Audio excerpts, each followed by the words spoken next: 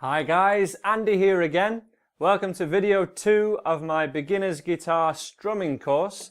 In this lesson we're going to be covering how to strum 8th strumming with all downs and with downs and ups, and why you should go for one strumming pattern or the other.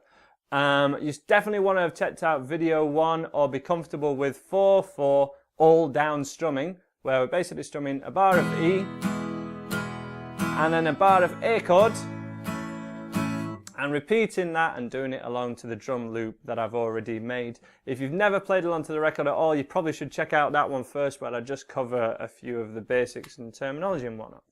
But in this video, we're going to be talking about the offbeats. These are the ands, the count, and it's written as a plus in between the main beats, the count. So we have, for example, 1 and 2 and 3 and 4 and. Now we can play 8th strumming in two different ways, and this is with all down strumming. So if I just choose an A chord, 1 and 2 and 3 and 4 and, everything on a down strum, or we can do them with downs and ups. The downstrokes have to be on the beat, but we can do the offbeats, the ands, with ups. 1 and 2 and 3 and 4 and. Now, first of all, I just want to cover why you would go for one or the other, because each of them leads to different strumming patterns we might want to do a little later on. And the reason we would go for all downs is because the tempo, the speed of the song, is slower. So we're talking somewhere between 70 and 100 BPM as a starting point. So this means, just as a point of reference, 60 BPM is a ticking clock. So BPM is beats per minute, and it's how we measure the speed of a song. So 1, 2, 3, about every second is 60 BPM. A mid-tempo song is around double that. It's about 120. 1, 2, 3, 4. 1, 2, 3, 4. And if you want more help or just a bit of understanding about a metronome, Google metronome, and the top one that comes up is a free app which I use all the time with my students. There's no point in buying like a metronome for £20 or something if you can get one free online or have a free app. So really recommend that one just to hear these different speeds. But in these videos we're going to have you playing along to me and then playing along to a drum kit ASAP. So we're going to choose an A chord, and we're first of all going to go for all down strumming. Now both of these strumming patterns should sound like you're playing on the beat strumming, but you're playing twice as many, twice as fast as what you were doing before. So if I'm going 1, 2, 3, 4, 8th strumming, I'm afraid my hand has to go twice as fast. So 1 and 2 and 3 and 4 and. And that's the idea of it. Because the tempo is slower, the song is slower, we're moving our hand kind of faster to give it a bit of welly, give it a bit more aggression to it, even if it's a ballad. My song example for this would be Chasing Cars or Yellow from my beginner's course. So if I lay here, if I just lay here. And that's where your count is 1 and 2 and 3 and 4 and. And as I say, your tempo wants to be around 74 to around about 100. And as I say, we have some free drum loops available. You want to click the link if you want to listen to any of these on their own. But I'm just going to demonstrate now how I would like you to use them before you kind of jet off and do those. So let's have a listen to the first one. This is for your all downs. And we have a 2-bar counting, and then it shows you how to use it. So we have 1, 2, 1 and 2 and 3, all downs and an A chord. 1 and 2 and 3 and 4 and 1 and 2 and 3 and 4 and. And then every 2 bars we have a cymbal again, 3 and 4 and. But if we listen to the drums a second, we have this sound now called, as well as the kick and snare, which if you're not aware of the kick and snare, the terms and all that, you really want to check out that first video in this playlist. But we have another sound now, and it's called the hi-hat. 1 and 2 and 3. And it tends to be whatever the hi-hat's doing, that's what we play along to as rhythm guitarists. So our down strums, fairly slow tempo again, but your hand is moving fast. And if we mute our strings, you can have a practice at staying in time with that. 2 and 3 and 4 and 1 and 2 and 3. And then as soon as you're ready, we can go for 8th strumming all downs on an A chord. 1 and 2 and 3 and 4 and you gotta stay in time with that. And we use the kick and the snare, 1 and 2, 3, 4 as a checkpoint. And again using the cymbal, 2, 3, 4, 1, 2, 3, 4, 1, 2, 3, 4, 1.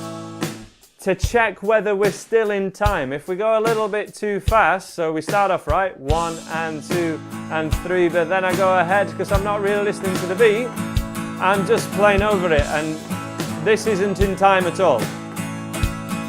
Because nothing is lined up to those sounds, to the hits that you can hear. 1, 2, 3, 4. So you really need to practice. I mean, if you're struggling, you can always go back to on the beat, or you can do a bar of each. So a great exercise is to do a bar of on the beat strumming. 3, 4, A. Oh, our drum kit's just stopped. Let me start it again. 2, so a bar of on the beat strumming. 2, 3, 4, 1, 2, 3, then 8. 1 and 2 and 3 and 4 and back to the beat. 2, 3, 4, 1 and 2 and 3 and 4 and 1, 2, 3, 4, 1 and 2 and 3 and 4 and, or do 2 bars of each, etc. But the important thing is your 8 strums, every strum has to line up to those hi-hats, the t, t, t, t, t, and we use the other percussive beats that we can hear as a checkpoint for your 8ths all down strumming.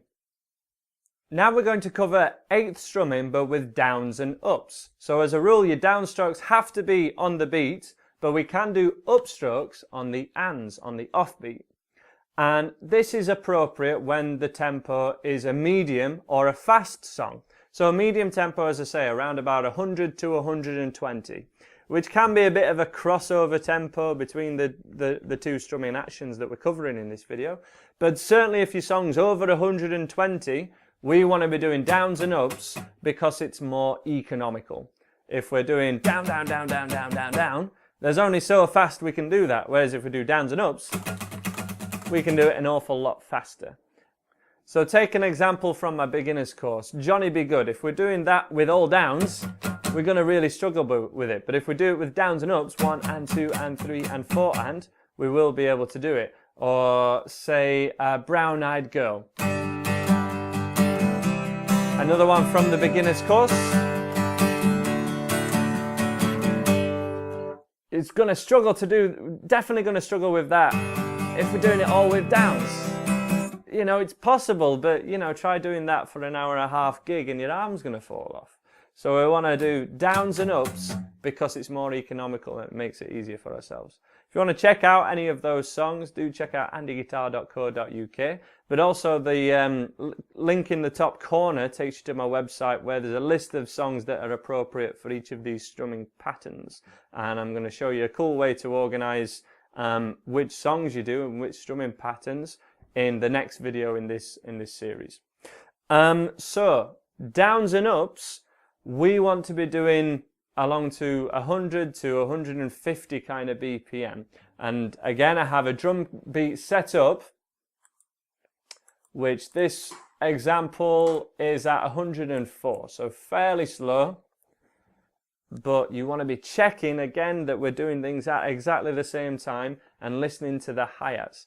It will be possible to play along to this drum kit with all down strumming. I'm not saying that it won't, but you want to exercise the skill of being able to do both. And as I say, each lead to a gateway to being able to do different strumming patterns, different higher level strumming patterns, and we treat them very differently when we try and get you improved with your strumming. So again, the difference between these two and why you would go for them is really important. So let me give you an example of your 8th down and up strumming along to the drum loop. 1, 2, 3, 4. I'm picking a G chord here. 1 and 2 and 3 and 4 and 1 and 2 and 3 and 4 and. If I'm nodding at my head to the beat, my hand is following my head. And if I'm tapping my foot to the beat, my foot is going in the same direction as my hand, okay? If they're going upside down, you're doing it the wrong way around, and that's definitely not good. 1 and 2 and 3 and 4 and 1 and 2 and 3 and 4 and. I'm picking a G chord. Let's go for a D in 1, 2, go to a D, 3, 4, D, 2, 3, 4, 1, 2, 3, 4, 1, 2, 3, back to a G, 2, 3, 4, G. If you're playing along to the drum kit, you can go for any chords. I'm just giving you an example. Back to a D. And also showing you what it kind of should sound like. So my downstrokes are lining up to those pulses. Dun, dun, dun, dun, dun, dun, dun, dun, dun, dun, dun, dun, dun, dun. And if I'm a little bit too fast, it just straight away sounds bad. That's playing over a song. We don't want that. And it's kind of hard to, you can find your way back in, but a lot of the times, oftentimes it's just best to stop and kind of start again. So that's an explanation of 8ths all down strumming, which is best for slower songs, ballads and whatnot, and downs and up strumming, which is best for medium to faster tempo songs because it's more economical. And it's in the later videos in this series that we'll be revisiting these strumming patterns and looking at some variations on them. But it's really important that first of all, we can make sure that you can hit every one. We want them all to sound exactly the same. Because one of the later variations is missing out strums. So maybe down, down, down, up, down. Or down, up, down, up, down. Or down, down, up, down. Really common one. There's a lot of permutations, and to a certain extent we don't want you accidentally going for one or the other. We want it to be purposeful. But also the reason to make sure you're aware that there are these two separate strands, fast songs and slow songs, tempo-wise, is so that we know that we can actually change strumming pattern mid-song. We could miss some strums out in a verse, and then for a chorus, we're going to hit every one maybe to make it sound louder, so that songs don't kind of sound the same and flat all the way through. I'm sure you can think of song examples that do that, especially acoustic versions. But it's really rare that we're going to do, say, all downs in one song and then go down and up later in the song, because we'd probably be speeding up if we did that. So that's really a real no-no in most songs. But that's a brief demonstration and giving you some exercises that you can do to exercise your 8th strumming, all downs and downs and ups. Play that along to the drum kit that I've provided for you in the next video or in the link just up there. And then check out any of the songs that use this strumming. So all downs.